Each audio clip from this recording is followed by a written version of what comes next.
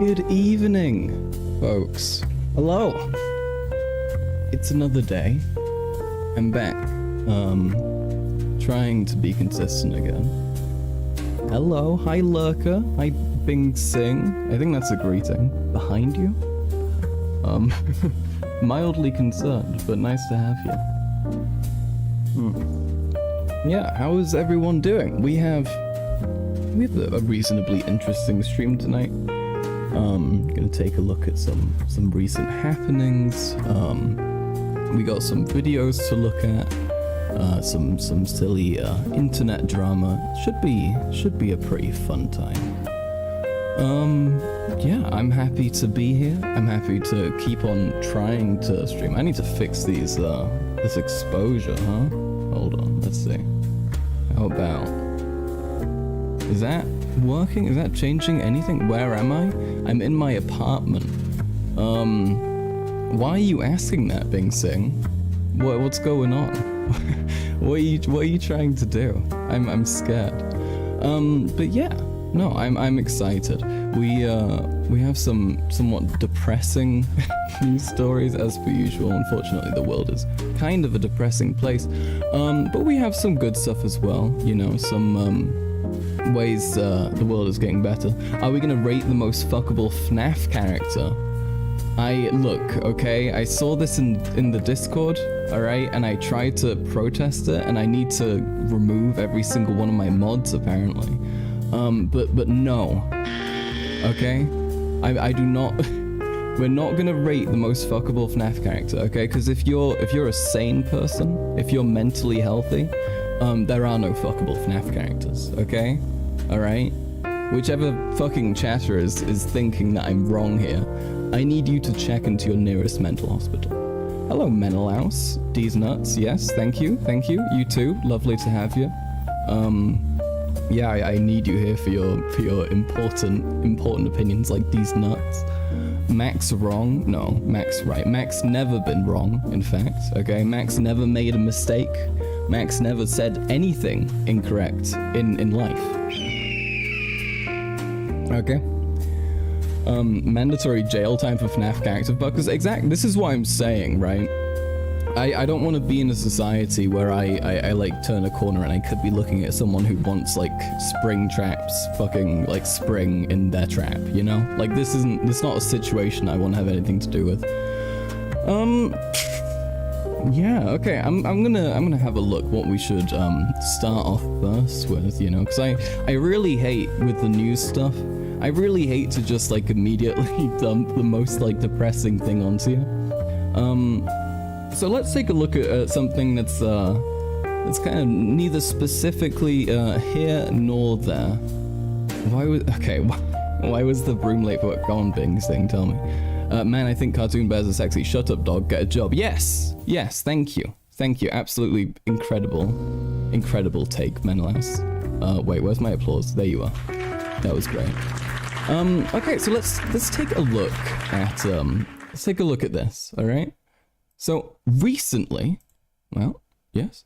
Recently, the UN had a vote. Okay, and the vote was on whether they should call for a humanitarian truce and a cessation of hostilities between Israel and Palestine. Mia!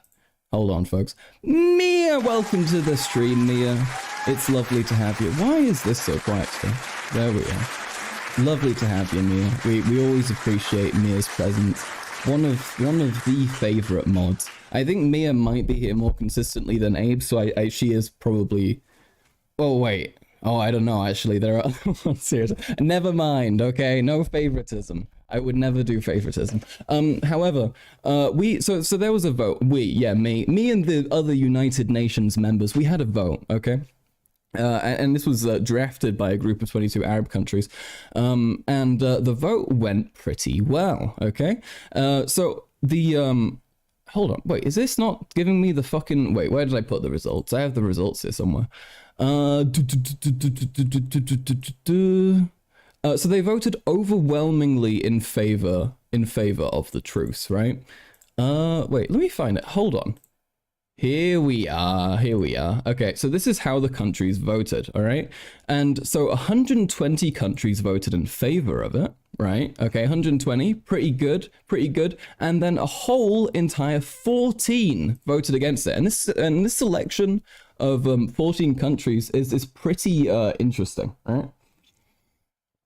Salted is here as much as me, probably. Yeah, I think so. I believe so. So, I need to, do I rearrange my camera? Okay, I'm gonna just sit like this. So, in the against category, right, we have an interesting selection. We have Austria, Croatia, Czechia, Fiji, Guatemala, Hungary, wow, shocking, Israel, no fucking way, all right?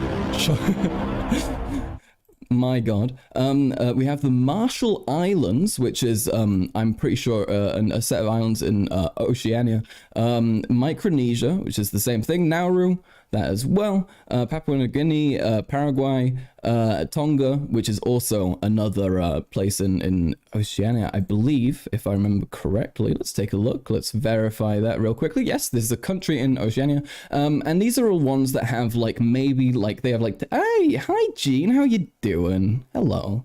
Gene is little BBG, by the way, for folks who don't know. Wait, what? Israel is psychotic? Since when? No fucking way. You're saying Israel is weird? You saying Israel does bad shit? This is news to me. I've not seen anything remotely questionable. But yeah, and then Tonga and naturally the United States, as they seem to be physically incapable of having the correct approach here, right? So I was very curious looking at this, how Nauru the Marshall Islands and Micronesia felt like they had a need to you know, partake here and go against the vote to try and create a truce, right? And I came across some interesting data on this. Okay, now this is only one like parameter of it that we can take a look at. Hi Salted, how you doing? How you doing? Nice to have you. And what we have is I found some information, which is this document from the department, the State Department rather, on the voting practices in the United Nations. Okay, and if we take a look here, we can go all the way down to Israel-related actions, and we can take a look at voting coincidence. Okay, so we can have a look at how much the other countries are voting like America. And if we go over here, so this is all the African countries, and then here we have the Asian Pacific group, right? And this is what we're looking for to see the countries who voted that specific way. And if we do take a look at countries, the country Nauru, for example, we see that on Israel-related votes, they do agree with the US 89% of the time, right? So it very much seems like they're just their lapdog in this case. Micronesia, 95%, Marshall Islands, 95%. And it's interesting because most other countries are not like this. Most other countries have a way lower voting coincidence now. So it very much seems to me like these countries are just kind of being lapdogs for the US. We can also take a look at other votes relating other stuff and see if that still lines up. Marshall Islands makes sense because they're very US dependent. Yeah, that's right. Let's take a look here. Important actions. How do they vote on these? Oh wait, is this gonna be individual thingies? Okay. Do we have other things like that? No. Okay, well this is all just individual things. We're not gonna go through those like that. But yeah, I thought that was pretty curious. I thought that was pretty interesting. It's fascinating that it's just like this small group of islands with very few residents who feel like they really just need to go and fuck over the Palestinians to appeal just a little bit more to the US. So yeah, that's fantastic. Shout out to those countries. Really good job. Very cool. Awesome. Here we are. So we have another aspect of this, right? Which is the way that the US is absolutely fucking up, treating this, and is giving way beyond too much faith to Israel. And this is further proven here. Despite Biden's doubts, humanitarian agencies consider Gaza toll reliable. So, while going on a speech talking about the situation, Joe Biden says that he doesn't trust the numbers. He had no confidence in the numbers that Palestinians are using, this was on October 7th, without saying why. The health ministry in Hamas-controlled Gaza responded by releasing a 212-page document containing the names and identity numbers of around 7,000 Palestinians it said had been killed in the Israeli bombardment of the enclave. International groups, even some operating in Gaza, and global media, including Reuters, are not able to verify the figures, but reporters have seen large numbers of bodies. UN and other international agencies say there can be small discrepancies between the final casualty numbers and those reported by the Gaza Health Ministry straight after attacks, but they broadly trust them. And I've also seen information saying that in the past wars, they have generally been reliable and don't tend to overinflate. And I think the truth of it is that they don't really need to, do they? Apparently, Israel has not provided its own death toll, so they're not really offering anything better. I think if you ask Israel, though, they would probably tell you 0, because everyone they killed are actually terrorists. So it's pretty depressing. But it is good to see that the UN continues to be clearly not happy with this, and they continue to criticize it. And that various human rights organizations are also joining in on that. Biden has been awful on Palestine. It's not unexpected or anything, but it still sucks.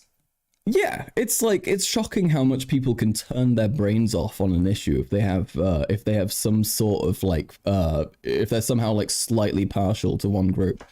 Did I hear the one about the book that joined the police department? Okay, go on, Bing Sing. Look, we can let Bing Sing do the worst. Maybe not the worst. Okay, maybe it's gonna be great. It wanted to go undercover. Bing Sing, I'm sorry. You gotta get out. You gotta leave, Bing Sing. Alright, if there's one more bad one, we're getting rid of you, okay? You're going to the farm, alright? Let's see another thing about the UN clearly being unhappy with how this is going, which is, I think, a very important thing to be aware of, you know? Watching this conflict, we see a lot of countries just being horribly dismissive. Me being German, I see this on a very regular basis due to the amount of German guilt involved with the politics here surrounding Israel. So it's very, for a lot of people, and it's also because of the Islamophobia here, that in combination with one another makes it very easy to be very pro-Israel, and that keeps on being pervasive.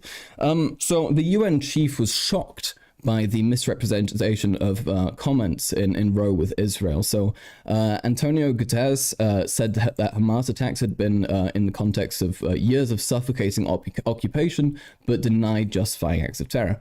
And that's the UN Secretary General. And the Israeli state responded to this by saying that he was supporting terrorists, and that he was basically enabling them, and saying that everything was actually totally okay. And the UN chief has responded to this aptly by being shocked and kind of pissed off, which is great to see. Yeah, I'm glad that there does seem to be the adequate and appropriate response to this fucking like horrific event.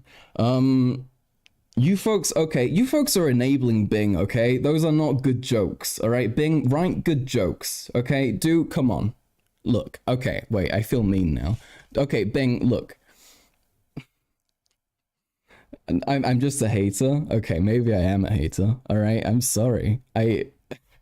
Why are the mods enabling? This is what I'm saying, Lurker. This is what I'm saying. Thank you. Finally, a sane chatter. I didn't realize I modded people who are like exclusively evil and mentally ill, alright? Come on, folks.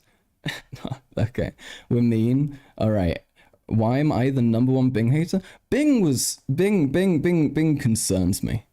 Okay, alright, but since we're on the subject, why did the tomato blush? It saw the salad dressing. Okay, Bing, look, okay? Alright, here we are. I'll give you that, alright? Okay. Sure. All right. Let's move on though. Okay. That was a great intermission. Thank you, Bing Sing. I appreciate it. But let's take a look at something else. So in Argentina, all right, not a sentence I say often, not thinking about Argentina on a very regular basis, probably like most people.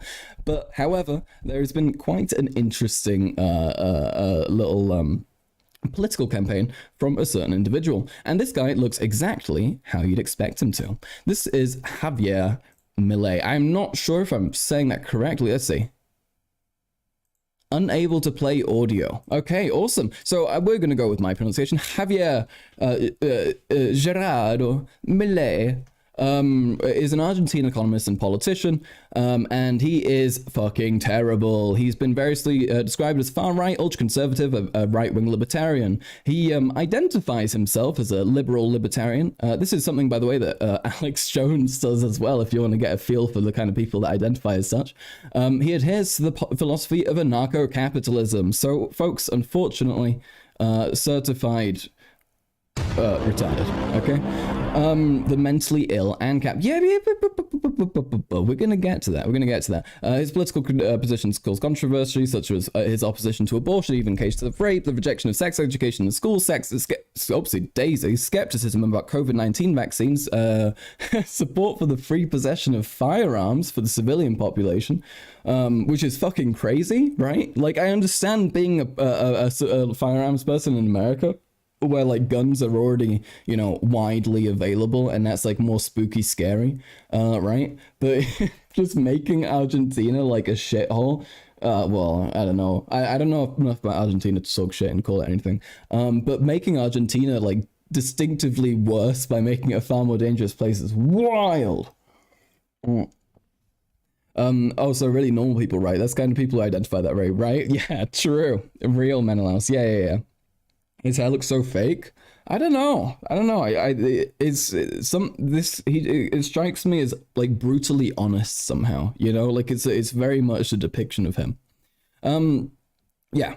So also, he also promotes the far-right cultural Marxist conspiracy theory. That's us, folks. We are the cultural Marxists. And climate change denial. So not a good fella, right? And some might say, judging from those policies, there might be a little bit something wrong with him. And you know, most people would be like, oh, no, he's just like that. Maybe he knows something we don't. You know, maybe he's just smart. He looks like a throwaway villain in a shitty sequel. Yeah, he does, doesn't he? He looks like somebody who would like turn into a Batman villain halfway through, you know? He generally looks like he's wearing a rubber mask of himself. That is, I feel like that's a requirement to become a politician sometimes though, you know? I swear like 40% of them do look like they just escaped Madame Tussauds. Like it's not like, yeah. Why does that look like you? Bing Sing, okay? Do not do that, all right? I'm not afraid to ban somebody, all right? Don't you dare, mister, all right? Hold on. Wait, I'm gonna just fix my soundboard in my task manager priorities so it can go. There we are. Much better. Okay. Anyway, check Discord DMs. Oh no. This is a terrifying thing to be told. Nothing that scares me more. Oh, yes. Okay, this is one of his shticks. What he does is he runs around with a chainsaw, which has the teeth taken out, and he uses it to show how he's going to tear down the current government structure. And he just goes around just revving it and laughing and being about as insane as you'd expect someone like that to. Gunther feeling I loves him. Yeah, he does. It's very concerning. It's very concerning. I don't know what Gunther's problem is there. I think normal-looking people are incapable of being ANCAPs. Looking like a skin suit or a broadly hideous homunculus is mandatory for Librite. Yeah, I don't know. I think it just does something to you if you look weird. No. There's plenty of weird-looking people who are great, you know, but not this guy. But let's take a look at a little occurrence that happened, because this fella went on TV. And it didn't go very well for him, all right? Turns out being insane under constant pressure and being constantly performative and batshit isn't very good for your health. So let's take a look at this. This is from whoever the fuck this is, David Adler. David Adler, I guess in American, but this is a German name, folks. I'm pronouncing it correctly. David Adler of Progressive International says Javier Milei's campaign has collapsed. Last night, Milei, looking really unwell, gave a career-ending interview that mixed megalomania with signs of mental illness. He complains of loud voices distracting him, but the studio is empty. It's over. Wait a minute. Let me pull up the... Okay, that's good. That's good. Yeah, make it real spooky. All right.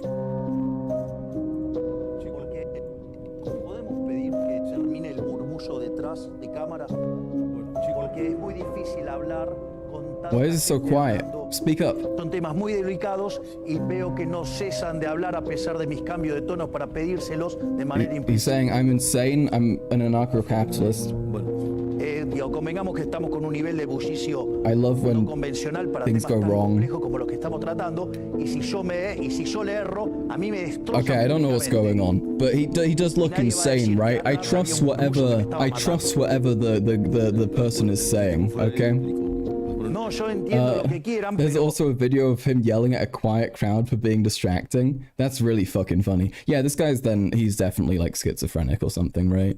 It would line up pretty well.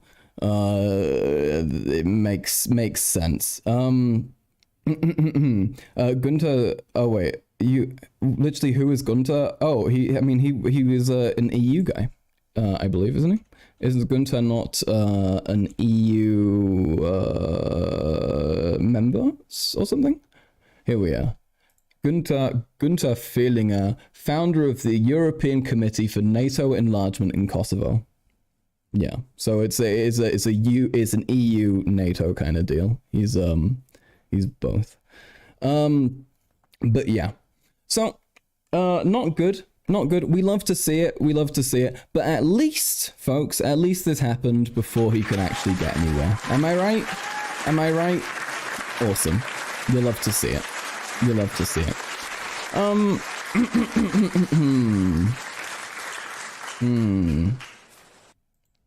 He's still winning?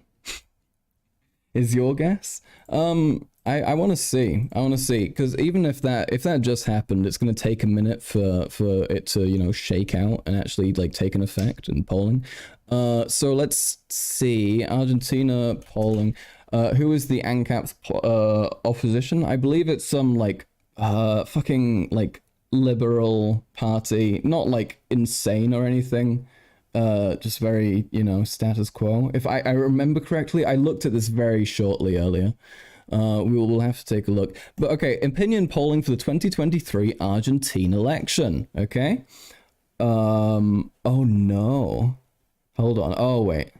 Okay. All right. Now I believe this guy is from the Libertad Party.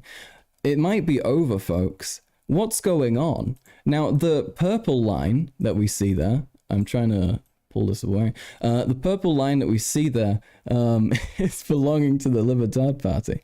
This is So this is concerning, isn't it? So this is they have 35% at the moment, and apparently it's on the up.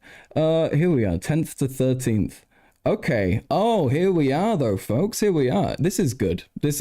So this is the percentage they're getting. And it went from 9th to 12th at 30%, to the 10th to 13th being 26%. Also, this is not... Oh, here we are. Yeah, this is... Okay, and then from the election, which they did have on the 22nd, this is the first round of the elections, I believe. And they got 29.98, and the other party, the Union for the Homeland, got 36.68. So they are second, but I I'm hoping that the next one won't go so well. If I'm recalling correctly, there are 2 parts of this. Yeah. So the second round is on the 19th of November. So I'm assuming, I'm praying, I'm hoping that he'll continue to lose, because especially with this going on, I don't see it changing around for him. But you know, we never know. You know, the world is a terrible place. We think this a lot, you know, that person could never get elected, and we need to remember that the world doesn't function necessarily by what makes sense, and it's just whatever people feel that day. So if people feel like doing something fucked up that day, maybe it's gonna be bad for Argentina. We'll see. All right, let's move on from that. So there is a new Speaker of the House in the US, all right? So this is Mike Johnson, all right? Sounds like he would be a punchline to a silly joke, or he'd be like a setup, like, have you heard of Mike Johnson? Yeah, Mike Johnson in your cheeks, you know what I'm saying? And he's an interesting character. All right, so this is a fella. He's from Kentucky, if I'm remembering correctly, and he's very much got the vibe of a guy from Kentucky who'd look like this. He's how long are you betting he stays speaker? 1,000,000 years? I don't know. How long is there a term limit on being speaker? I don't think there is, right? Was there? I can't remember if this is one of those things which like they just fucked up on, and there's no term limit. Speaker for House term limit. Is there one? There are no term limits placed upon United States Speaker of United States House of Representatives. This is fantastic. What a perfect way to do it. It's beautiful. How smart. Everyone knows democracies work like that. You have one guy who gets elected by a group of people who all have like shorter terms, and then he stays there forever. That makes so much sense. Why can't you borrow money from elves? They're always short. Bing, come on. Also, wait for Christmas, okay? Wait for Christmas. They forgot it. Literally. Like, I swear to God, like, half of the things about the US government is just them doing, like, a big oopsie, you know? And then that leading to, like, America being kind of dog shit in, like, several ways. Yeah, this guy, generally, I saw one thing from him. Yeah, exactly. This is what they're like. This is genuinely what they're like. I saw the one thing from this guy where he said that there is a difference in like racial treatment, and that he knows that from his one son's black friend.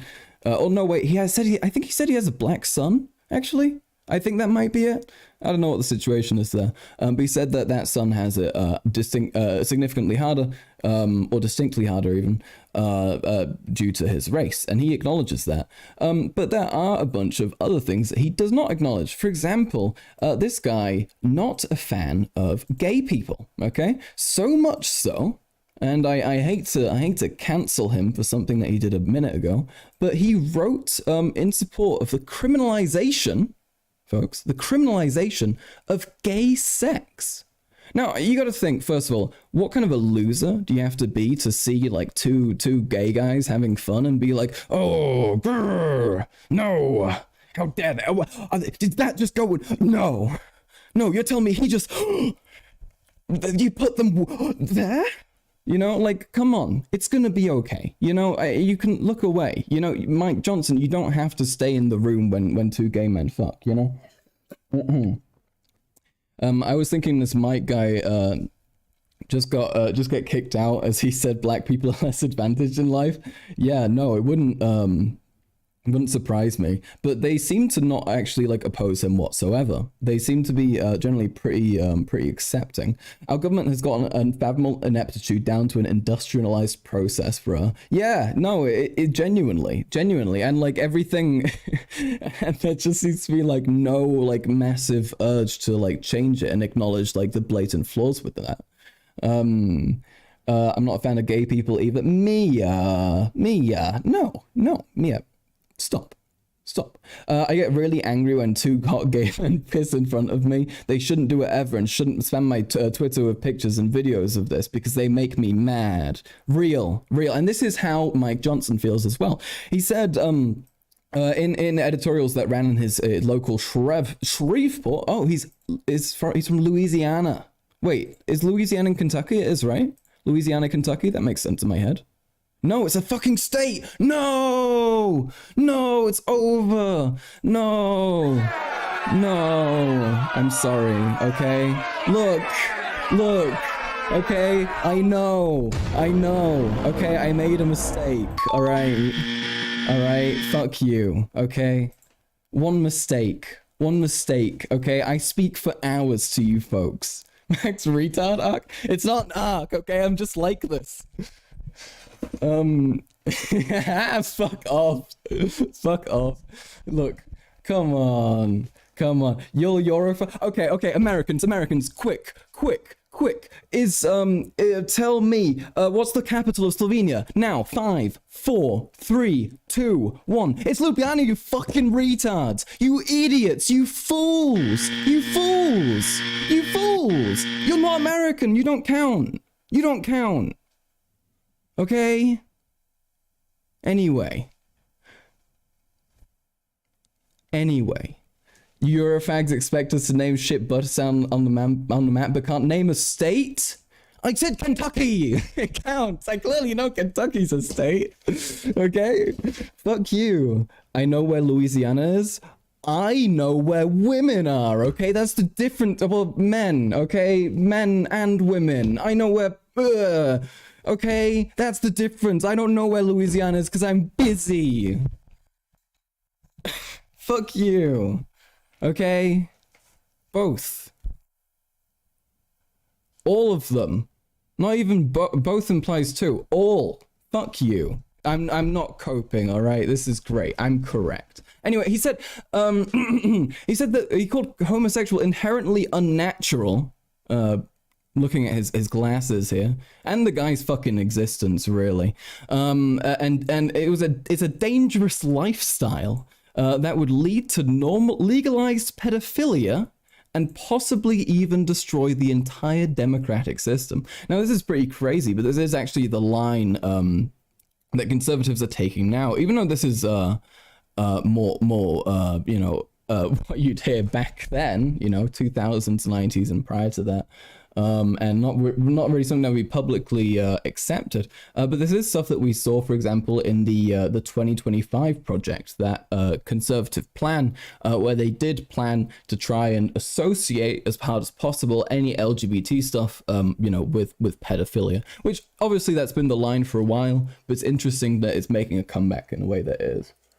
Can we get him for president? Well, fun fact, the Speaker of the House, if the president and then the vice president both knocked out of commission, then you do actually have this guy take over. So if you really want this guy to be president, you just gotta figure out a way to make sure that Biden and Kamala Harris can't do anything. But yeah, so by closing these bedroom doors, they have opened a Pandora's fucking box. All right, this is how serious this guy is getting. This guy, he's very he fucking way overdoes it. All right, but it seems like he's figured out that that's not a good idea, and he seems like he's kind of softened his speech on it, though he does obviously continue to vote in favor of all the shittest bills and all that. I need to redact Joe Biden and Kamala Harris, not commenting on that. Okay. Pandora's Cox. Thank you, Mia. Thank you. I mean, you can just say box as well, you know, that works too.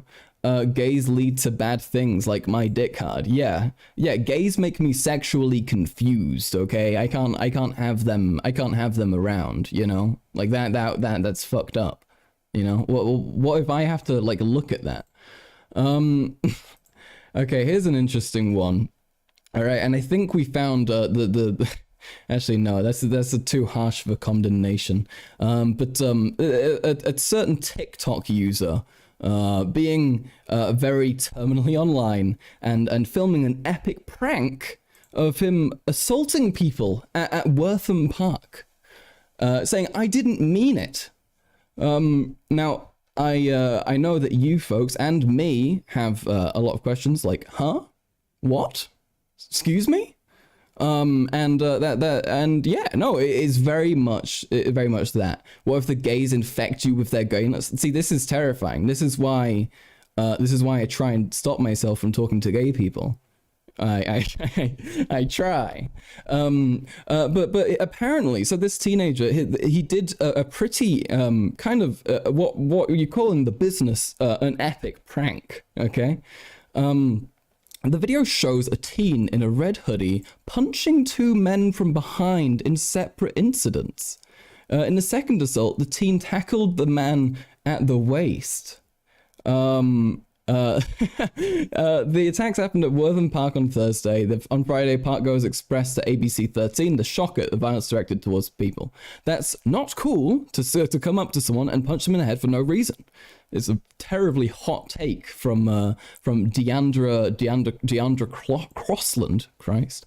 Yeah, people were not happy. I'm kind of amused at this, kind of shocked and concerned. And I think it's probably less so a manifestation of like weird internet shit and more a manifestation of mental illness that probably existed before and would have justified itself in a different way if the internet weren't there.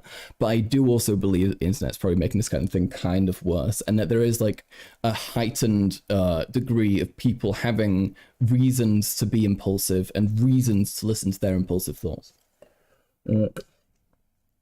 When am I going to respond to the "you came from TikTok" allegations? I am so fascinated by that. Is there any part of me that seems like particularly TikTok-y, you know? Is there any part? Like I feel like I'm I don't know, I feel like I'm very not TikTok-esque, you know? I mean, no, what does that mean? What does that mean? What am I no, I'm a twink? Look, I mean, you sent me, I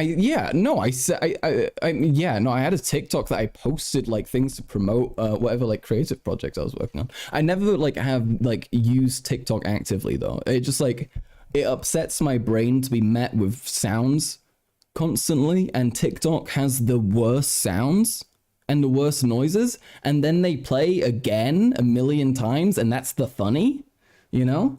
I'm unfamiliar with these allegations. A Twitter user responded to me saying, "You came from TikTok," and I said, "What does this mean?" And they just kept on saying it. I think it was really strange. It was really weird. But yeah, so these those teenagers, very concerning. I watch YouTube Shorts. Sometimes they're less chaotic. Yeah, I feel like also YouTube Shorts knows my preferences. You know, it knows what to feed me. You know, TikTok doesn't, because I don't spend the time on there, and I don't want to. You know, and so therefore it's just kind of way easier to stick with that.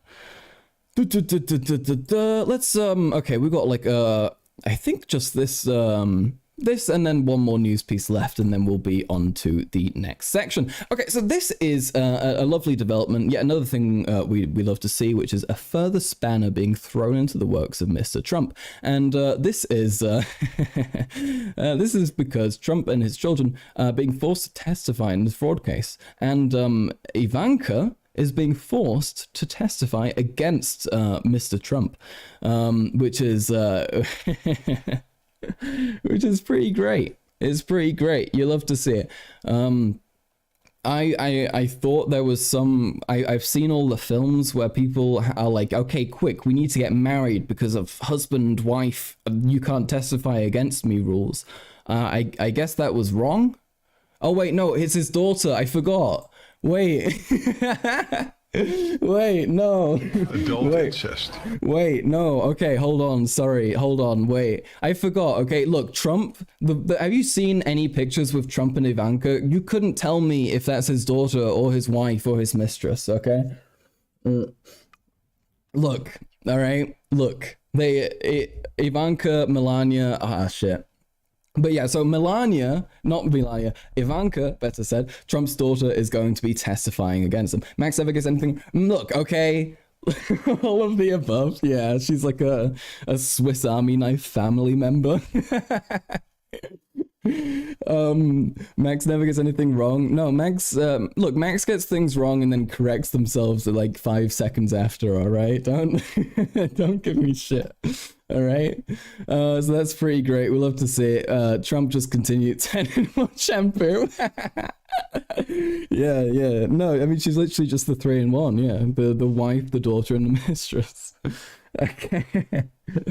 Anyway. That's I'm gonna come.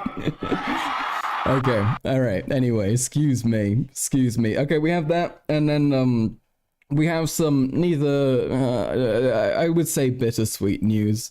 They found the fella who was responsible for the main shooting that happened recently, leading to the deaths of 18 people, and this guy is dead. He killed himself. So at least he didn't go and kill more people. But it is terrible it happened. But, you know, at least he won't do it again.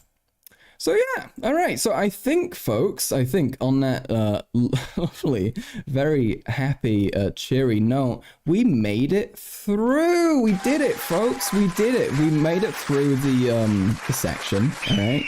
Now, following this, we get to decide between going on taking a look at the MrBeast, Mr. Breast drama, and watching videos. I think we can start. With the Mr. Yeast. Also a good option. Okay, Mr. Yeast, the evil cousin of MrBeast. But yeah, MrBeast, Mr. Breast, Mr. Yeast has gotten into some hot water lately. All right, now. I've been waiting for this, all right? Personally, I've been tweeting about my belief that one day there's going to be the MrBeast incident, which is going to like kill people, like rivaling like Titanic numbers, like it's going to be like 9/11, but like Beast edition, 9/11 Jimmy's version. Yeah. Remember how flame we got for the MrBeast stuff? Oh god, yeah. No, there's so many silly things that like people got angry at. I'm so glad I can say my opinions now, and like I have an audience of people who like is generally has like the same values, and I know will like you know, have like a decent degree of understanding of what I'm saying. MrBeast incident, 17 beastillion dead. Yeah, no, exactly. It would be so fucking funny. No, it wouldn't be funny. It would be like terrible and fucked up. But like the juxtaposition of a silly MrBeast video and like a mass catastrophe, you know?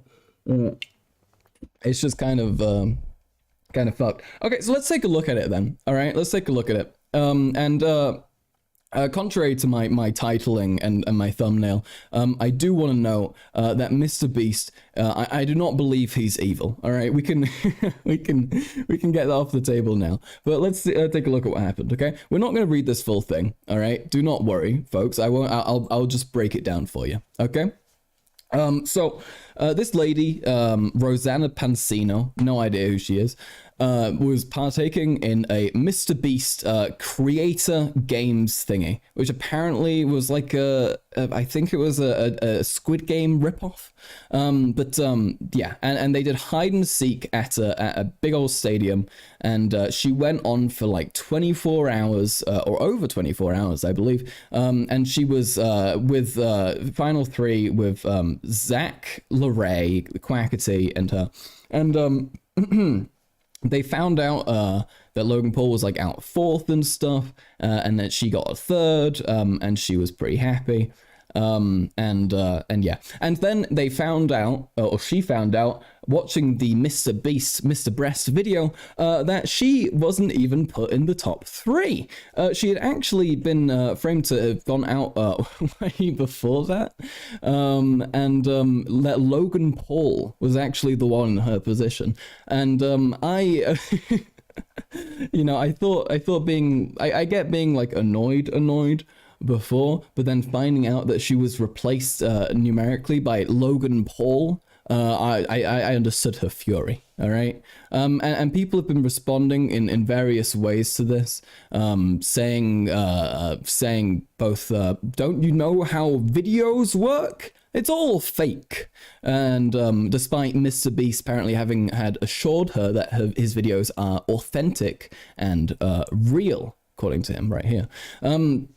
So it's kind of an interesting situation. I think it's interesting because also YouTube, everything on here is going to be unregulated, right? You're not going to have things. You're not going to have, for example, if we're looking about things like safety, you can look at like a David Dobrik vlog, and you'll see 5 people almost die in the space of 15 minutes. You know, you'll see something like this where people are promised a certain reward or to be treated a certain way in order for doing however they do, and they can be misled because there's no real backing here. They have nobody to turn to if they're fucked over. And it's kind of interesting. It's kind of interesting because I guess the line is like, when do you start regulating these things? And is there a way you can? I guess like maybe if you have a big competition like this, it should be law that you have to like adhere to what actually happened. But then again, if it is a video production, I think there's fair reason to want to try and build a narrative into it, right? So it's kind of a difficult thing. I guess the best option really would to just be honest with your participants, right? If you want to fake it for the narrative, that's probably fine, you know. It doesn't actually matter. It just matters if you fuck people over, which you shouldn't. Have I considered that MrBeast is wholesome 100? Oh my god, folks, I didn't think about that one, okay?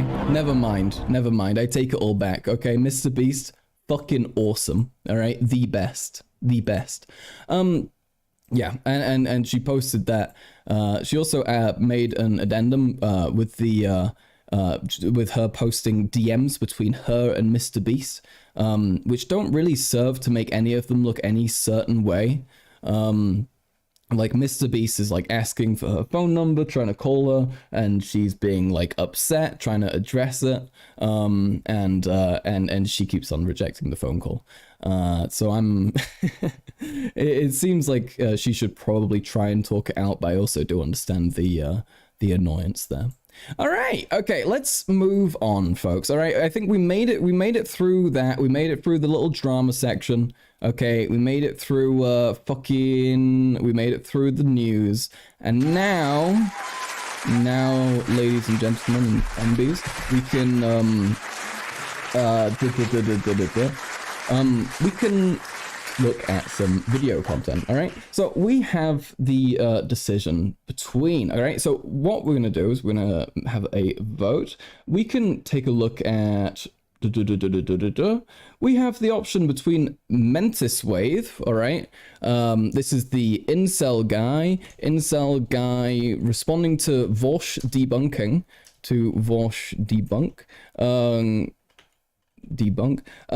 we have Shark confronting Matt Walsh. We have Piers Morgan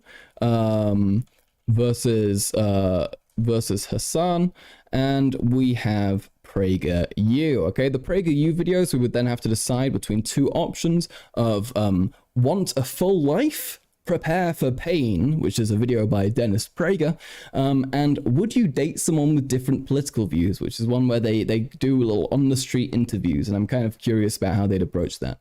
All right, so here we are. The vote is up.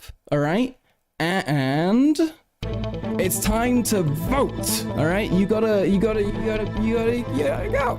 it. You gotta put your finger on the screen, find the option that you want to see. All right, and pick it. All right. 3 votes. Not good. Okay, somebody needs to change their mind because we have terrible viewership today. 5 votes. It's telling me we have 3 viewers. This is confusing. Okay, 5 votes. Do we have a 6th fucking ghost voter who's apparently here somehow? Please, just one more vote, because then it'll even out, I think. Please, just one.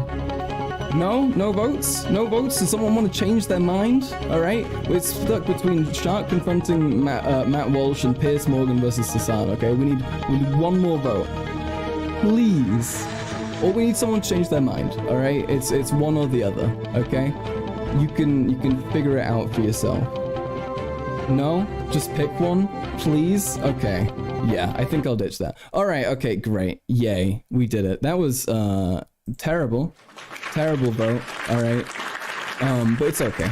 It's okay. So we had, equal options between, both Piers Morgan and confronting Matt Walsh. And I'm gonna start off with the little Matt Walsh video. We need a second poll where we pick between the top two. Do we want that? Wait, let's just go for it. Okay, let's just go for it. We'll go for the Matt Walsh one first because that's short anyway. And then after that we can just go into the Hassan thingy. Hello, Mr. Walsh. It's nice to see you. Hold on. Whoosh. Let me turn that up. Whoosh. Whoosh. Alright, okay. Let me fix this. Make it actually visible. What? There we are. We're gonna watch both anyway? Yeah. It's more just like an order thing, you know? Okay. Alright, okay. So, here we are. So this is Shark, and he's at, he's at the Young America's Foundation on campus. So this is them speaking at, I believe actually this one was the Kentucky University. Shark is so hot. Yeah. I'm not gonna deny that. I'm jealous of Shark's build. Okay, let's fucking go, dude. I've watched a lot of your content. Appreciate it. No problem. I wanted to ask the question, you said before, virtually every culture has its own child into adult initiation, almost all of them before the age of 18. And not only that, 16-year-old girls are mature enough to make their own decisions and even get pregnant and start families as well. And you even said 13-year-olds, if expected in society to act like 23-year-olds, that's what you'll get. So my question is that you, I would imagine, as you've made clear here, I think, are against these types of medical interventions when it comes to transgenderism, trans ideology, however you would call it. Why would you say that these... He looks like he's seething so fucking hard. He looks so fucking annoyed right now. ...of people are of the age of, to sip beer, be full-fledged adults, at least should be in the eyes of the legal status, but also, in quote, what you said, I believe on Twitter, that these are children under 18 when referring to trans medical care and services. Yeah, so much of what you've pulled there is from... His posture is always so weak, Lamau. He seems very powerless here. I don't know. I just get very powerless energy. It's from Media Matters hit piece about a year ago, pulling comments from 10 years before that. Guys, it's okay. I was a pedophile 10 years ago. All right, don't worry. And the point that I was making there is simply a historical point, that back through history, you find that people used to get married a lot younger. And so they didn't have this pregnancy. Somebody do a green line test on these guys. I mean, to be fair, Shark's kind of standing back as well, but I think that's because he's like looking up at him. Why does he look like he's still scared even though he's like on a higher platform? Was not sort of the crisis, no matter what age it happened. The pregnancy was not often considered sort of the crisis that it is now, because people got married younger. They started their... It's 10 years ago. She's all grown up now. Yeah, guys, she's literally fucking 16 years old. It's okay. Into adulthood at a younger age. We don't live in that culture anymore. That used to be the culture that we lived in. And we also live in a culture now where we have this kind of extended adolescence that goes beyond the age of 18 and even up to 25 and beyond, where we treat even adults. No, look, I agree with you. I'm joking. Like they're essentially children, which I've talked about as well. So we don't want to treat adults like they're children, but we also have to understand the psychological capacity of actual children, which is why why he should be able to fuck children. Performing a life-altering surgery on a child, or giving them, for example, cross-sex hormones, which can happen at the age of 14 or younger, which sterilizes them. You know, what you're making life-altering changes to their body, but they're also Life-altering changes to their body, unlike when you spawn in a whole fucking guy from your tummy. That's not life-altering. That doesn't fuck with your body, mess with your hormones. That doesn't do anything, actually. No, it's fine. If a pregnant person ever complains about it being uncomfortable or not good on them, they're lying. Pregnancy is great. they're sacrificing things about themselves that they can't possibly understand. Like they're making decisions that aren't really decisions because they're not old enough to make them, but they're making decisions for kind of the older version of themselves. So He's squirming right pretty hard right now, right? at the age of 14, His biggest objection to HRT for children is that it'll prevent them from bearing his children. Real. Yeah, dude, you're fucking sterilizing my minors, okay? Stop it. I know I'm saying a lot more than you needed, but at the age of 14, the child is making the decision that The child. Wait a minute, Matt. Hold on, my guy. My guy, what was that? Why did he just 14 when she's a child? Wait a minute, Matt Walsh. I'm never going to have kids again in the future. And yeah, at the age of 14, Matt Walsh. you might think that. When I was 14, I thought that. When I was 24, I thought I'd never have kids. When I was 26, I had 2. You know, now I have 6. So kids at that age are not equipped to 3 of those are actually girlfriends. They're not even his kids. It's just his it's his side chicks. make those kinds of decisions. Okay, but my question was more of, you just now, you called them kids, but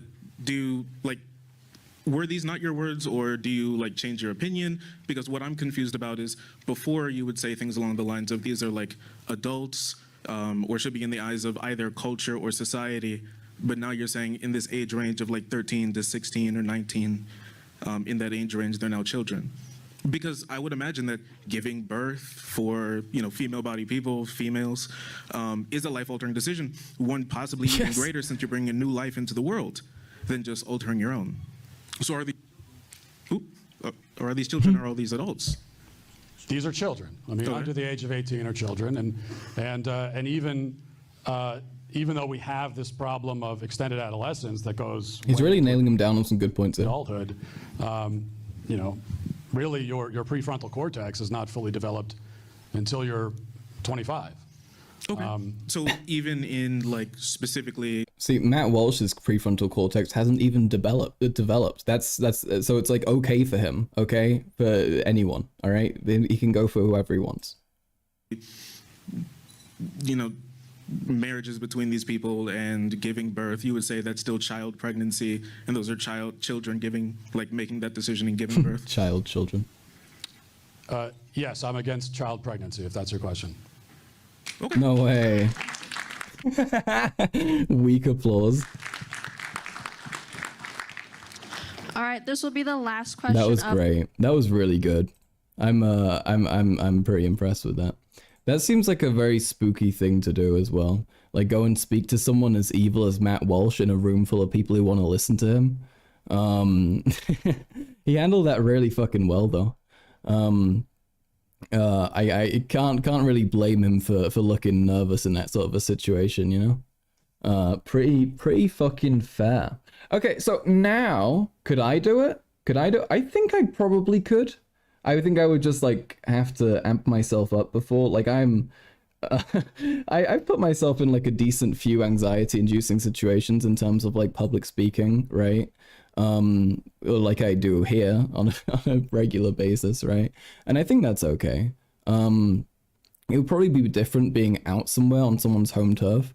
But I think I just enjoy the thrill of it. For me, I deal with my anxiety partially by embracing being kind of terrified by something. So I kind of just I accept that it feels scary, and I'm okay, fuck yeah. let's get scary, dude. Let's do something spooky. And I just kind of go for it, you know, and that gets me through. And so I just kind of coast off the adrenaline of being anxious, and then I can come across pretty well. So I think I probably could, you know. I think I probably could. All right, so we also, the next vote that the next decision that people made was for the Piers Morgan versus Hassan debate. Dan Barr, hello chatter. I believe it's a first time chatter. Nice to have you. Nice to have you. You have to lean into the nerves because they're not going to go away if you ignore them. Yeah, pretty much, right? Like it's your feelings are real. You know, it is how it is. You gotta just roll with it and make the most of it. And part of it is, you know, justified. Part of it is good to have some anxiety. You know, it's good to be concerned a little bit. But it's just figuring out where the line of like rationality is, you know, and being able to push yourself to stick to what you know is logically rational, even when your brain is telling you something otherwise because you're anxious. All right, so let's get into this, all right? Terrifying looking individual. Now, this is what I mean when I say that I believe most people in politics have a mandate to look like a rubber mask before they go in. And that happens to be the case with Piers Morgan. So let's see, avid defender of Israel, let's see what he has to say. Piers Morgan, England's male gossip girl. Yeah, literally. He is very much got the energy of an evil teenage woman. Well, now the battle of the hearts and minds traditionally played out through diplomacy and propaganda. Dan Barr, what new subscriber? My next guest has almost 500 million. See, I'm becoming like Matt Walsh. I watched one video of Matt Walsh and now I'm calling him teenagers women. He infected me. Views for his provocative commentary online, making him hugely influential. Hassan Piker, streamed live under the name Hassan Abi. His analysis of the Israel-Hamas war has taken a highly critical stance towards Israel and Western media, and he's been calling me out for my coverage. Because he only cares about Israeli citizens. He does not care about Palestinians as human beings. That's why it's apples to oranges. It's like one side is a human, the other side is a barbaric monster child. Yeah, it's pretty much like the average perspective on the Israel-Palestine conflict from people like this, right? I mean, it seems pretty fucking accurate. It's very funny though that they would they would like go through and watch all this shit to find him saying something stupid about Piers. I never said that, obviously. He says that he liked nothing. Guys, he never said that they're human monster children. No way. No way. More than to come on to Uncensored and call me a baboon in a suit to my face. Well, here I am. All the worst people you know are fighting. Look. Okay, I'm very split on Hassan, you know, because I think he's annoying, but I also think he's a decent advocate, you know, because he fulfills a lot of the criteria that people need to listen to someone. Okay, he's attractive. He knows how to kind of monologue, you know, he knows how to go for a little bit. He loses track sometimes, but he does speak for several hours a day. And I think he's generally not bad at portraying something in the like light that you need people to generally view it in, you know, like he's good at making fun of things that should be made fun of. He's generally good at trying to uplift things that should be uplifted. And he has, you know, most of the qualities you need for a good advocate. He's a net positive, but I still dislike him. That's fair. Fair enough. Can't go against that. Hold on, let me just grab some water. I have my headphones in. Okay, so this isn't a chair stream. I'm still like listening and basically watching. And he can join me now. I'm joined by Hassan. Hassan, thank you very much indeed for coming on.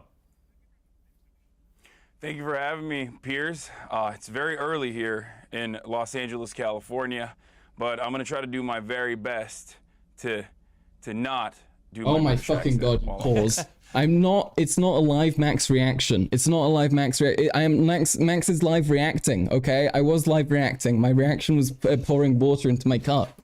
Okay, fuck you. Fuck you. Fuck you. Well, I appreciate that. And listen, I appreciate you coming on. Explain. Oh my god, he looks so sleepy right now. Holy shit.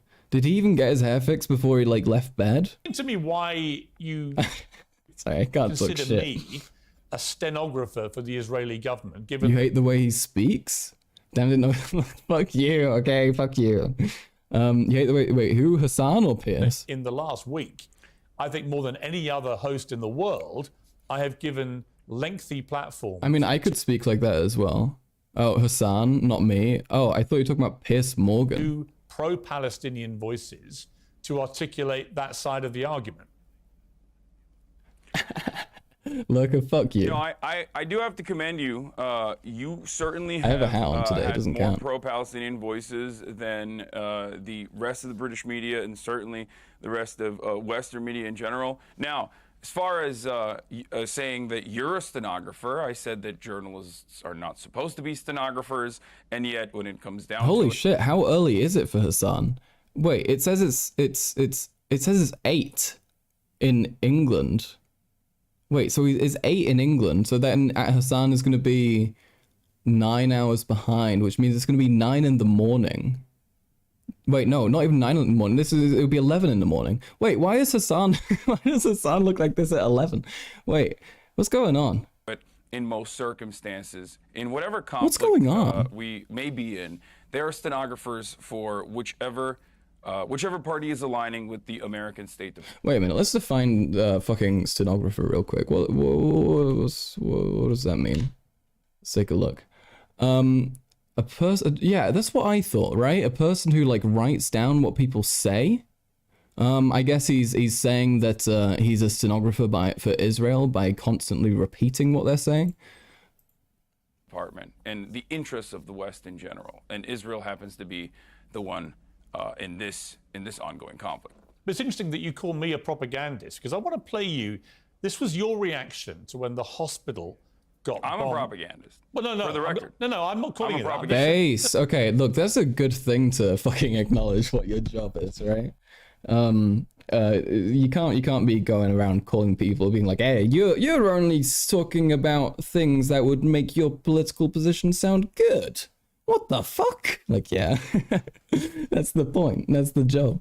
No, I'm just saying. I'm going to play you. I'm saying I am. Okay, well then I want to. I'm saying I am. I just want to before put you it. even play it. Okay, I'm going to play the clip. This is your reaction to the bombing of the hospital the other night. While I was in the process of getting ready for the stream, Israel enacted one of the singular worst Shame they fucking blurred the chat. strikes they have done thus far, and an Israeli airstrike hit the Al Ahli hospital in Gaza City. where Oh, thousands of civilians. I think I heard about this actually. Yeah, Hassan immediately saying that it was an Israeli airstrike, which I mean sounded likely, but then again, if you don't fucking know and they don't seem to know, maybe not say. Or Maybe don't seeking say, you medical know? treatment and shelter. And also, Israel does enough like fucked up stuff. You don't need to like pick this one thing where we don't actually know and be like, they definitely did this, because if they didn't, you're gonna look like a dumbass, you know? From the relentless bombing campaign. Can he redact it? Oh my god, When he's you not were that saying bad. that, I was coming on air too, and I took a position based probably on 30 years of being a journalist, including running major newspapers, working at CNN and others, of waiting, of just saying, I think we should just wait and see what has actually happened here, get clarification, see who's actually to blame before we start passing judgment. You raced in to assume, as many people did, by the way, including the New York Times, BBC, mainstream media, and of course... Hassan also has the President Sunday problem. What do you mean overcommitting? Like just having having a take and then just doubling down? Because yeah, absolutely. Most of the Arab world then followed that this was clearly, indisputably, an Israeli airstrike on this hospital. And yet all the evidence... Schizo Detective, how you doing? Nice to have you. Oh god, that's so loud. Why is that so loud in my ears? What's up? How you doing? Nice to have you. We're going over the Hassan Piers Morgan interview to see how he did. And thus far, it's not looking very good for Hassan. It's okay. I have faith because I think Piers Morgan is somebody who, if you do have like the right lines and you do know what's happening, you actually have the context of where he's fucked up, you can nail him down pretty well. Hassan also has the President Sunday problem where he makes super strong claims with no evidence. Yeah, that as well. That and then doubling down on those claims like infinitely, right? Oopsie. That's the voting now music, excuse me. suggests very strongly that it wasn't. That in fact this was a rocket that misfired coming from a terrorist go that group far. inside Gaza. So my question for you is this: Why would you I wouldn't go that far, Why Pierce. would you be so certain in what you said before you knew? Okay, so first and It's a foremost, very fair question. before we get started on this conversation, let's understand something very important here. There's no electricity in Gaza. Internet is patchy in Gaza. There's no food in Gaza. That's a bad look. That's a I don't know. I don't think that's it. You should just immediately take it on the chin. If you get met with something that you did that's like clearly kind of silly, just, you know, yeah, you gotta just immediately accept it. There's no water in Gaza. This is all by design. This is because Gaza is under a brutal blockade. I mean, you can just be like, yeah, I fucked up and that's bad, but it's not nearly as bad as Israel fucking up and not saying the truth about this. And then you can go and list off all the things, you know? But like kicking it off by accepting it first would be a much better look. A brutal occupation by the Israeli government. Okay, so that plays a role in the fog of war and the misinformation that gets spread. Having said that, however, I'm doing fine. Hassan's interview with Pierce was way too rambly. That's not surprising. They both seem like pretty rambly people.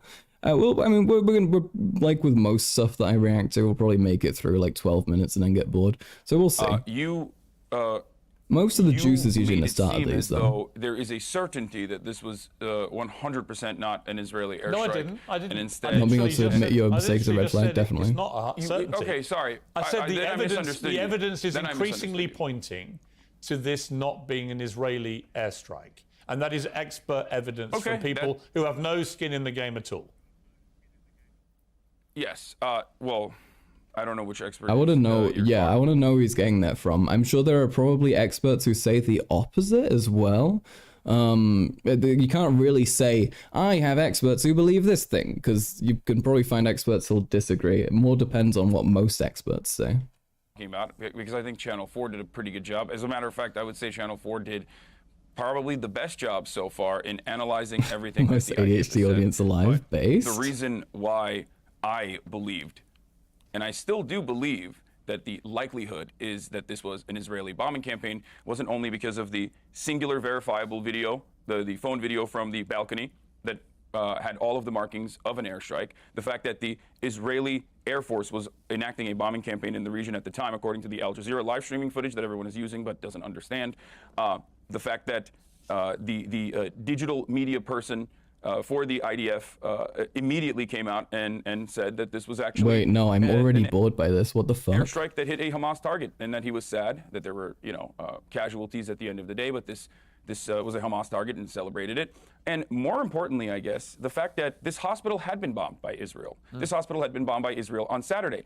22 hospitals have, as a matter of fact, been bombed by Israel since this last saga in the occupation. And it's fucking boring, dude. Give me something good. Okay, also, folks, I want to announce real quick while I got, like, the whole, however many of you are here, the handful. We have potentially next week, I'm going to be going on a panel on Wick, with Wick, to talk about, to talk with Brianna Wu and maybe Destiny, about the Hamas supporters on the left situation. So that's going to be kind of interesting. I argued to Wick that it's not it doesn't mean that we that the left is fucked if those people do exist. Holy shit, I know, Mia, right? Holy shit is what I'm thinking as well. Yeah. Woe and Destiny, I know. It's not like you won't be there. That's fine, Bang Sing. That's fine. I support you. That isn't gonna end well. It will be interesting. Look, I'm an agreeable person. Okay, I'm good at trying to talk to people who I know disagree with me if I want them to agree with me. You know, I'm good at figuring out people and that kind of thing. I think I should be all right. I'm just very curious about how that's going to be. I have no idea how interacting with somebody like Destiny would be like. Also, for the record, I don't know if that's like, it's not confirmed, or anything. It's like he's asked Destiny and he's waiting to get back from him, but Destiny has like appeared on his stuff like plenty of times. So there's like a solid chance he will, and if not, then we'll still be talking to Brianna Wu and some other people probably. So yeah, that's gonna be interesting. I'm kind of you know, I'm kind of anxious about it. You know, it's weird to be interacting with people who I've like known exists for a long time. This is like a thing I've felt with Twitter as well. You know, having had like watched like Vosh for like 2 and a bit years, and then like seeing him fucking like have followed me back or something. You know, like the insane like imposter syndrome associated with seeing someone who like was exclusively in a faraway space suddenly not be. So that's going to be interesting. That's going to be interesting, but it'll be fun. It'll be fun, and I think I'd be good at hopefully I think I'd be good at talking to and arguing with Destiny. I think I can make good calls for you know, for being reasonable and logical, and I think he would adhere to that. So I'm optimistic. You know, I'm optimistic. I think it could be interesting, could be fun, and and yeah, and I'll get to put myself in front of a pretty sizable audience. Is Sunday gonna be there? I think people requested for Sunday to be there, but I don't know if he actually is, you know. If Destiny's on board, you should watch some of his anti-lefty Israel Palestine coverage. Okay. Yeah, no, that's a really good idea actually. Do we know how he's been there? Does anyone in chat have any idea? Because I'm not really sure. Wait, let's see. Destiny, Israel, Palestine. Destiny tends to be more reasonable than his orbiters. Yeah, that seems to be the case. Oh god, he's doing research. Let's let's take a look. First quartile, they've grown decently in the second quartile. And then in the third and especially the fourth, oh my god, look at those notes. Quite a bit. With the biggest growth being, seems like at the fourth quartile here, right?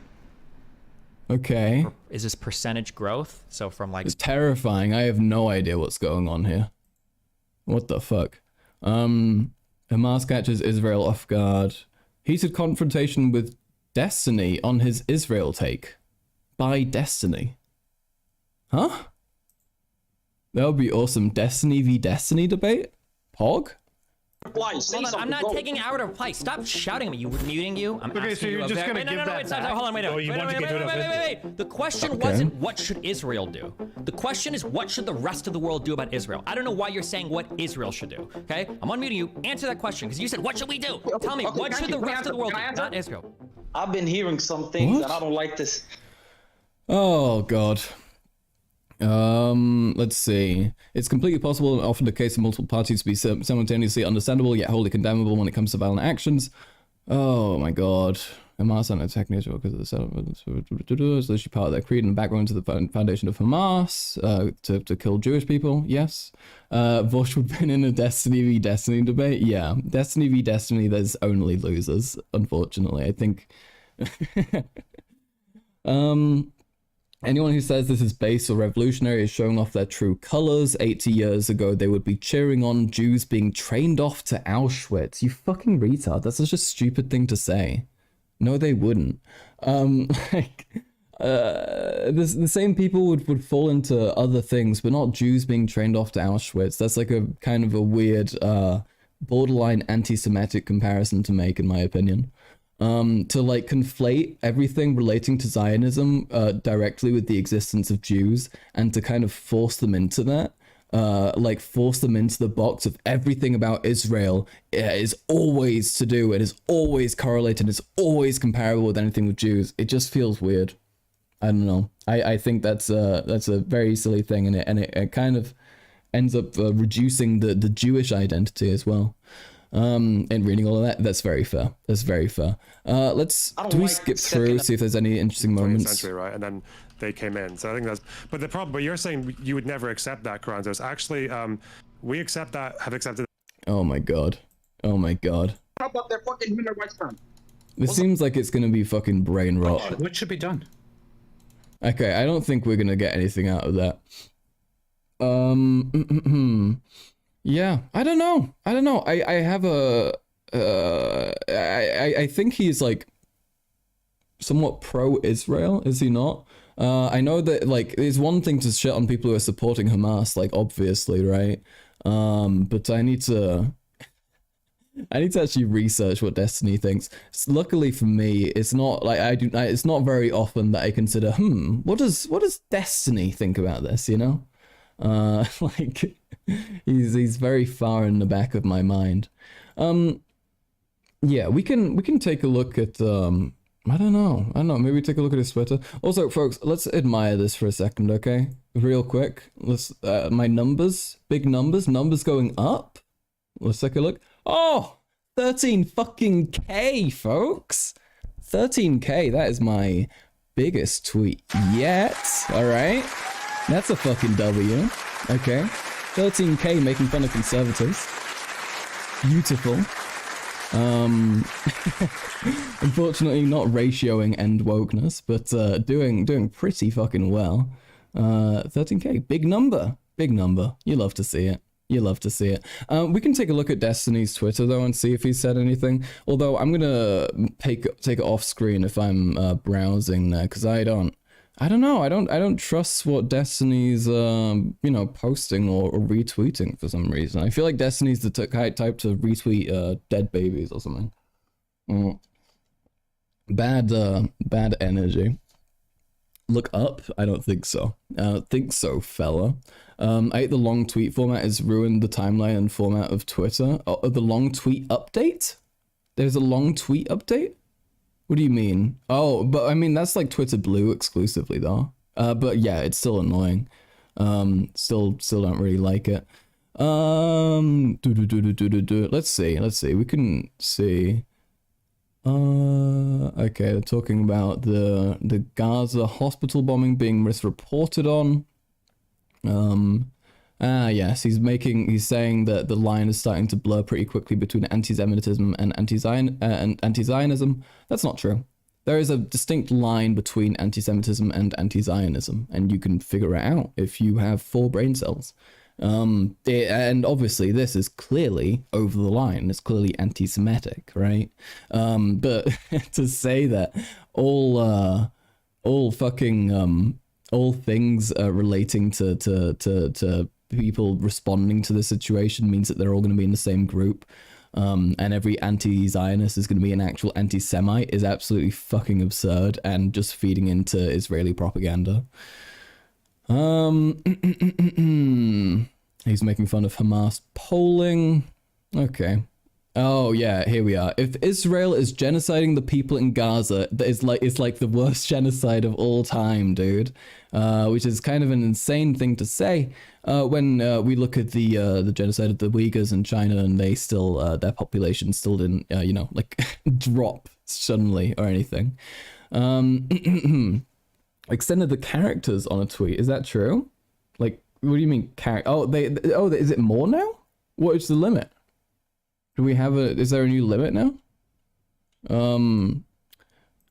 Whoosh. But yeah. Literally can be explained through displacement. Yeah. And the fucking, and like, the whole point is that Israelis are fucking going there. They're moving in. Why wouldn't the population go up? Like, I mean, even if all the other people were dying, they'd still like have more people there, you know? They like Israel's whole deal is that they want to like get in like every Jewish person from everywhere on the planet and put them in Israel. Like it's absurd, and that's like a really dogshit, very bad faith argument as well. Okay, let's see what Hassan said here. Just my perspective on the matter. I'm just a dumb idiot with a Twitch stream who... That's my least favorite thing Hassan says, by the way. It's such fucking pussy shit to like take responsibility away from yourself by saying that you're not actually like a smart person. Who is live reacting to the news and trying to make sense of everything as it's ongoing. I usually have a policy of not covering breaking news, and sometimes that's bullshit. Sometimes that policy is violated. But ultimately, yeah, every time news breaks, I am not held up by the same journalistic standards, even though I think I do a much better job than most other news outlets in general. Yeah, terrible optical move to do that during a debate when you when you're being when you seem kind of dotty and slow, and you've just been like shown to be doing something silly at the start. Very bad idea. Very bad idea. Every time I see a new post about hospitals being missile attacked by Israel, or the innocent Palestinians rising by another 1,000. This post was fact-checked by official Gazan health authorities. True. So here he's putting into question whether actual Palestinians are even dying, and if they're reliable, which is what we looked at before, being proved to not be the case by various human rights organizations. So this is bullshit and kind of borderline genocidal rhetoric to be like, hey, actually, you know, all those numbers, are you telling me those were really there? I don't know. Where are the, we can you just show me the raw numbers, you know, go and count every body in the street for me, please. It's fucking really weird. And it's like denying any like horrible event, you know. This is like denying like fucking like 500 Sandy Hooks, you know. Like it's insane. Not 500, like 100 Sandy Hooks, you know. Like it's pretty fucking absurd to do that. When you think about also like the amount of like innocent people and especially children killed, right? Yeah. Am I familiar with Land On? Land on what, Bing Sing? Land on what? Yeah, damn right. Retract your message. Retract your fucking message. Yeah. Yeah, okay. I don't know, folks. I don't know. I'm kind of tired. I'm kind of sleepy. I'm not sure really where to go with this. We just had like a teensy tiny stream. Maybe we just stick with that, you know? Maybe we you know, every now and then, when there's only a little bit of juice, you know, just do that. You should also look through Woo's tweets. She got into a spat with Hassan a few hours ago. Oh, okay, tell you what, let's take a look at that before. Brianna, EP Max, look. Yes, kind of. I may be... The allegations are true, all right? I'm a little bit eepy, okay? Let's take a look, all right? We have the, okay. Oh, no. Oh, boy. Slip, fall, then land on these nuts. Wow, thank you, Bing. That was quite the joke. I'm very proud. Very proud. Better than some of your other ones, to be fair. Oh my god, wait, is this not even the start? Please don't tell me this is gonna be like 6 books worth of like arguing. So funny, so funny. I know. Don't I just have the funniest like no profile picture people in here? Schizo detector. Okay, let's see what Brianna had to say. Progressives are making enemies faster than we are making friends right now. Growing up in Mississippi in the 90s, abstinence-only education was a hot topic. On one side, smart people with research and science, and on the other side, people with moralistic, absolutist positions. And even though I grew up in a highly religious, conservative household, I sided with the people that were willing to look at the facts and have an honest conversation. I have not voted Republican for decades, and I cannot imagine doing so again. I genuinely worry that taking a maximalist, moralistic, you're with us or against us positions on every single issue, we're creating a lot of people who will never vote for us. What? I'm sorry, I know that like people are kind of woke scoldy, but to act like this is first of all a new thing is really weird when issues in the past have been far more crucial and far more pressing and far more divisive. To act like the few, I mean, I know it's not like zero, but the few woke skulls on Twitter are like ruining that for everyone else. I don't think is accurate. What is she referring to exactly? Let's go to the next one. She says the Israel-Hamas war is probably the most complex geopolitical issue we are facing. Any maximalist, simplistic conclusion or any side is frankly stupid and reductive. There is so much pain on every side. If you can't recognize that, you're missing something important. Now, okay, we'll finish this now and respond. I personally think this is less of a character flaw or an error in progressive policies, and more that social media is turning all of us into the most emotionally reactive, worst versions of ourselves. I don't know. Okay, so let's fucking talk about this first of all. The most complex geopolitical issue we're facing. There's so much pain on every side. You can take the position where you just want to reduce pain as much as possible, and you are in favor of neither of the governments being insane and authoritarian and fucking tyrannical to their people or to others. I don't see the complexity in that. I don't know. You can just oppose like the policies that Israel enacts and follows through on, which dehumanize and humiliate and you know hurt Palestinians, and you can be against fucking you can be against Hamas and what they do and the terrible shit they've done. I don't really see how this is like an issue. I feel like she thinks that you have to pick one side or something, and when you can just be against the bad stuff, you know. And let's see what Hassan had to say to that. Hassan said it's not complicated. So it's not a complex issue. That's the big thing. It's super simple. There's one group that has enormous power. It's the most powerful country in the Middle East. It's backed by the United States. It acts on another population of people with total impunity and is never held accountable for anything. So there's no symmetry in the relationship, period. And just as like a thought experiment, IDW people, if we know that if somehow a population of Jewish refugees ended up in West Bank and Gaza, and an Arabic government in Jerusalem and Tel Aviv had an open-air prison in what, you know, in Jewish Gaza, which they bombed with white phosphorus, they killed civilians indiscriminately, and they had no provisions for medicine. They had an embargo that... Okay, anyway, I think this guy makes the point that we all already understand, right? Brianna then responds saying, respectfully, I think it is wildly complicated. Hassan responds saying, do you agree with Human Rights Watch and Amnesty International that Israel is an apartheid state? If your answer is yes, then what's complex about the morality of apartheid? That's a pretty good response. Yes. Hassan. Oh no. Oh no! If you to the question of is Israel an apartheid state, you have to write out like a little novel. That's kind of concerning.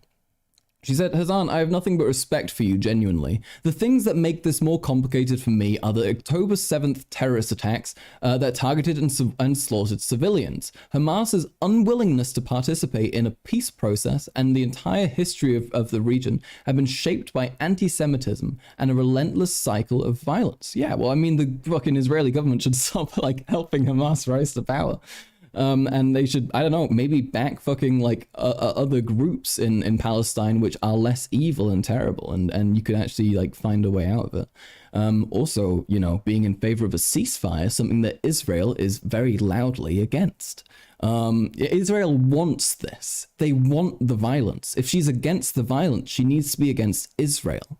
Yeah, the moral argument is pretty simple. The difficult part is actually solving the problem. Yeah, fucking exactly. Hasn't Israel been rejecting peace deals also? Yes. Yeah. I mean, they literally, on the fucking UN vote, they had the option to not vote for a ceasefire, and they voted against it.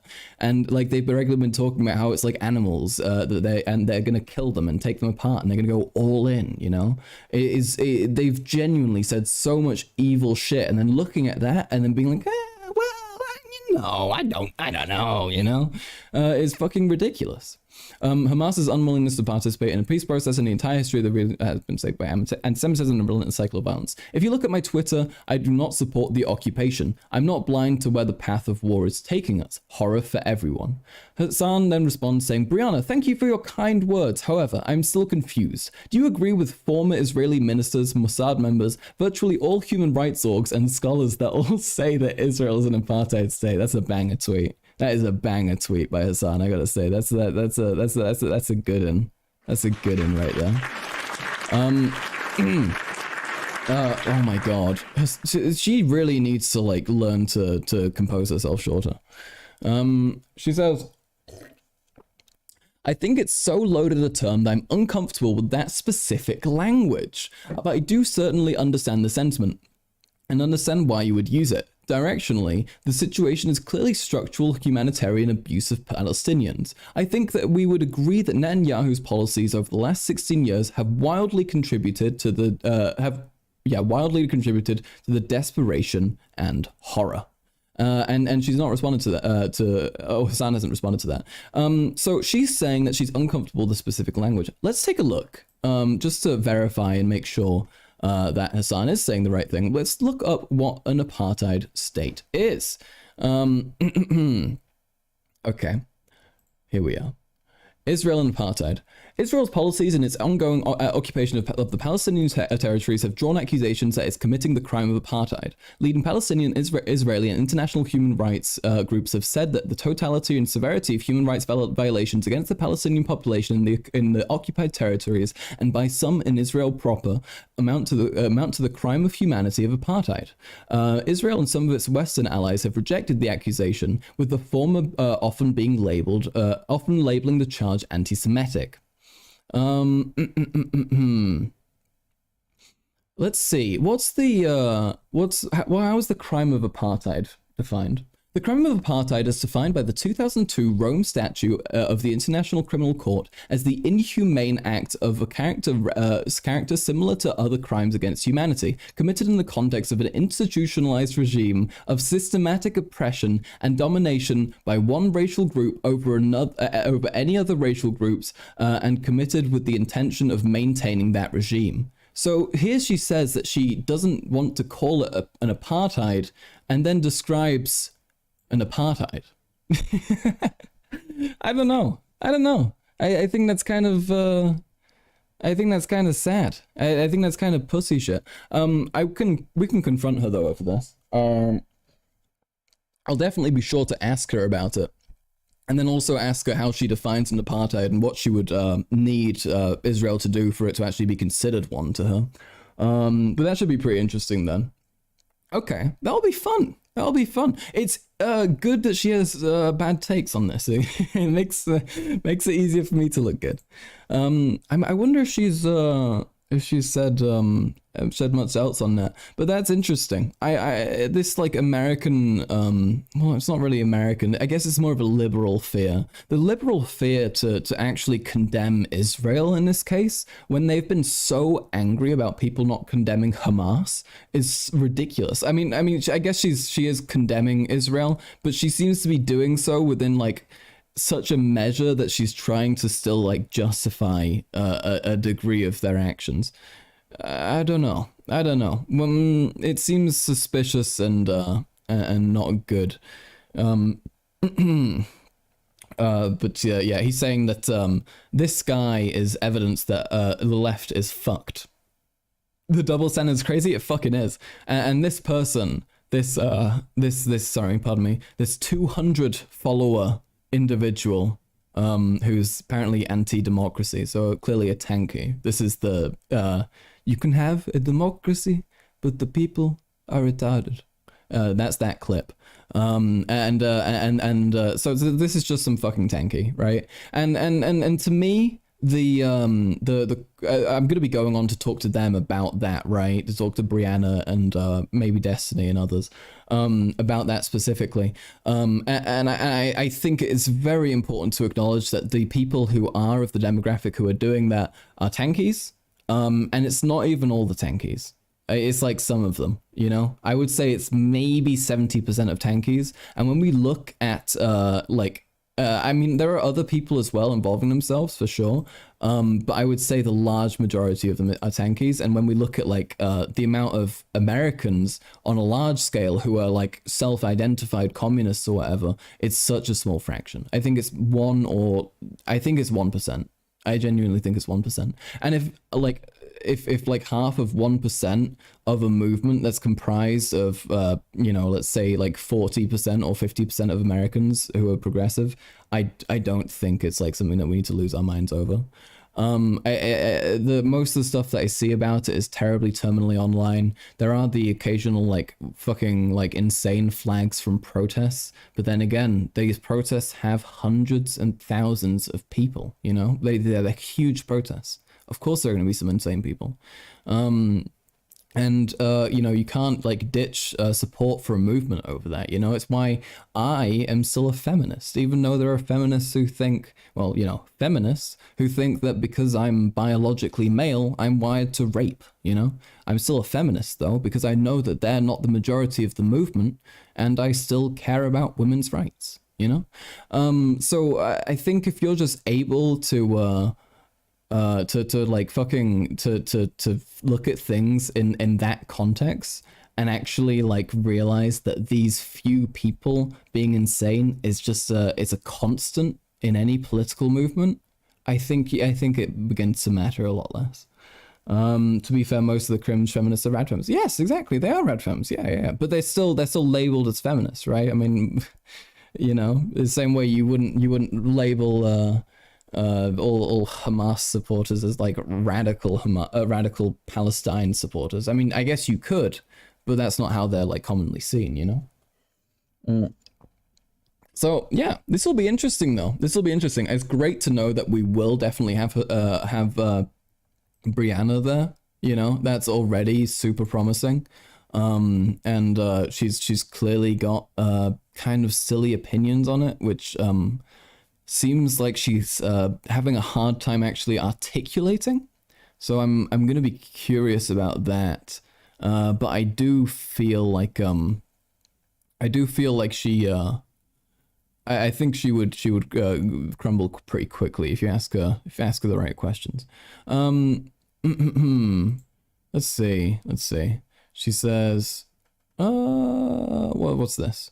Most stable way for countries to coexist is with mutually entangled interests. Part of the reason world has seen relative stability post-Marshall Plan is our intermingled economies. Yeah, it's not wrong. Of course, yeah. International codependence is a good thing for peace. If Israel's interested in reducing terrorism, a stable Palestine and trade are critical. Yeah. I mean, sure. I don't know how much Palestine would want to trade with Israel, but I mean they would probably have to. But yeah, I mean, okay. I mean, yeah, but like if you want to reduce terrorism, maybe stop terrorizing Palestinians first. I feel like that's kind of more important, no? Like I don't know, like seeing a bunch of kids get bombed and then being like, but what about the markets? Is kind of wild to me, Like I feel like we have there are bigger fish to fry, but though this is true, obviously. I mean, it would be great, but she's kind of starting like 10 steps in there. It feels like, but I mean, sure, that is a point you can make. And she said, I 1,000% support ruthlessly hunting down and killing Hamas terrorists. I don't appreciate dramatic wording like this, like ruthlessly hunting them down and killing Hamas terrorists. I feel like it implies like a cruel and unusual punishment. And I don't think people should be thinking like that about conflicts like this. They shouldn't. I don't know. I don't know if you should be like angry to the point of believing that people need to like be like like destroyed and murdered and like torn to bits. I don't know. It feels like an unhealthy way to approach that kind of thing. Brianna can't understand that tankies are a demographic that is irrelevant for a political movement, and they are the most excluded group in progressive electoral politics. Hi, Carl. Hi, Victor. Nice to have you. Yeah, no, absolutely. And that's what I'm hoping to communicate to him.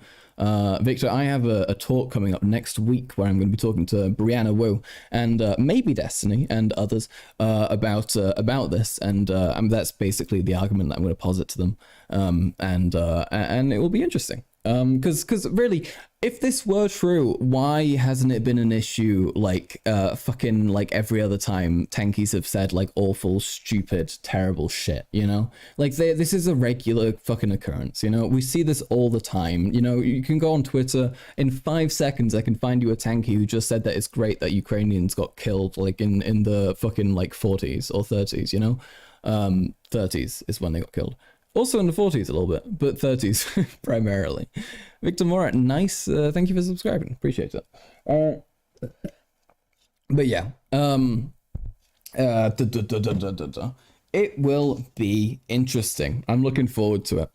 Let's see if there's anything else. And other people, as people in the comments there correctly pointed out, she should have the same mindset about the IDF and people in the IDF who've committed like equally terroristic acts. And I mean, it doesn't take long to find content of Israelis or IDF members who do dearly hate Palestinians, and them talking about how much they would like love to terrorize them and how they would like gladly like kill them on the spot, you know? Like it's a very common thing because they do genuinely hate these people, and I would consider those people just as much terrorists as Hamas members, right? Because they are fucking terrorizing, and they're just doing so on like an institutional basis rather than fucking Hamas, which I guess is like mildly less like official, right? It's just like a government is trying to be a government but isn't internationally recognized. Also, Israel is the state that's imposing the blockade on Gaza. Israel has the power to allow the bilateral trade. Yeah, I do think, to be fair though, that she is saying that. I think she's saying, because she's saying if Israel is interested in reducing terrorism. So she's implying that it's their responsibility, right? So that's at least good. Oh no, she's agreeing with Piers Morgan. Let's see what she's saying. Why are these Palestinians going home when the war is over?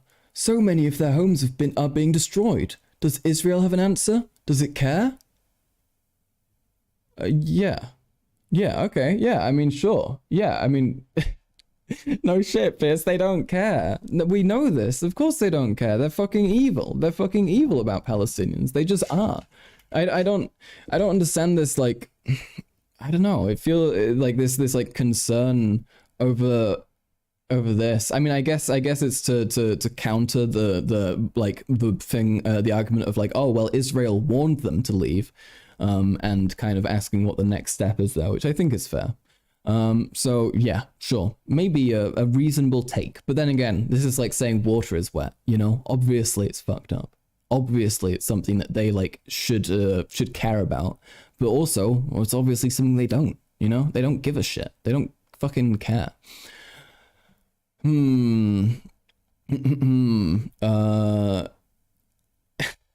Okay, she thinks that water ain't wet. Okay, look, we're not going to get into that, okay? We define things by how they are to the touch. If you touch water, you're going to get wet. Therefore, water is wet. My worry is that this ground incursion isn't just that it's going to result in more death, it's going to result in more terrorist attacks against Israel and will destabilize. Yeah, well, no shit. I mean, yeah, I mean, okay. I don't see why she's so happy to kind of like mildly, like tenderly condemn Israel, but not actually say that they're like doing an apartheid. I'm really, I don't know. It's kind of confusing. I'm curious. I guess we'll get to talk to her and figure it out, though. You know, I guess we'll find out. Yeah. Yep. Okay. You know what? I think it's time to wind it down. You know, gradually, very gradually. Where do I have? Whoosh. That's music. Wow. Okay. But yeah, okay, that was reasonable. Not the most popular stream we've ever had, but that's okay. I need to teach myself to come to terms with that if it does happen, because I'm just starting out, you know, I can't get too greedy. But it's okay. We've got good, big, exciting content coming up next week with the whole chat that we're gonna have, which I'm very pumped about. Can't wait. Gonna be absolutely fascinating to figure out what the other views are there. Oh, folks, look at this. That's 18,000 likes on a tweet. We are chilling. The number is going up. Big news. Yeah. No, this was decent though. You know, we got through it, got some news out, and we had a decent chat. But yeah, so I will be back. The goal is be back on Tuesday. That's usually my streaming schedule. I try and do Tuesdays, Thursdays, and then whatever weekend day I can make work at the time. Today happened to be the weekend day for this time, but you never know what's gonna happen next time. We're gonna get 5 Palestinian viewers. Karl Marx. It's Karl Max. I'm assuming that was your autocorrect. I'll give you a pass if it was your autocorrect. But it makes me insane how many people don't see that in my name. But yeah, no, we're gonna get there. You know, we're chilling. Just gotta find the people. I'm hoping the next couple months of Thank you. There we are. I'm hoping the next couple months of content creation I can get myself to a better point than I am now. Because I'm starting university in January, right? And then I'm gonna have to be way less consistent and stream late way less. So I wanna juice it now, you know? I wanna see how far I can get myself. So that's the dream. I'm at 428 already. Based. Number go up.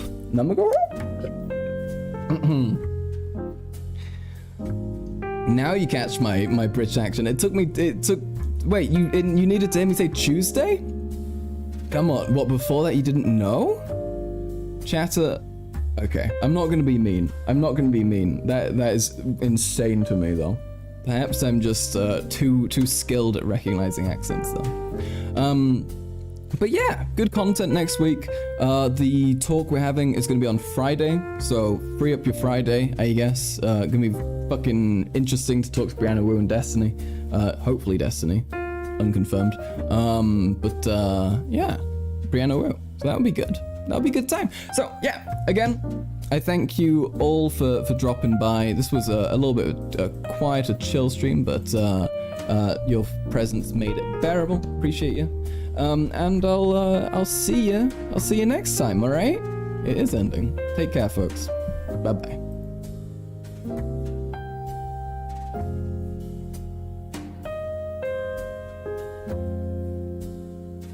Call me asparagus. I don't want to see him kissing goblins. He's going to marry a goblin.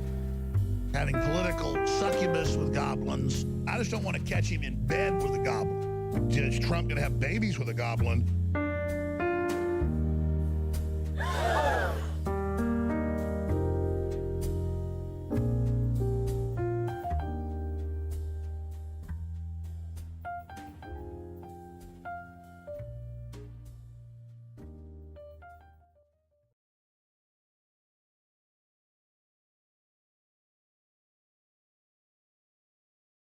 Gay.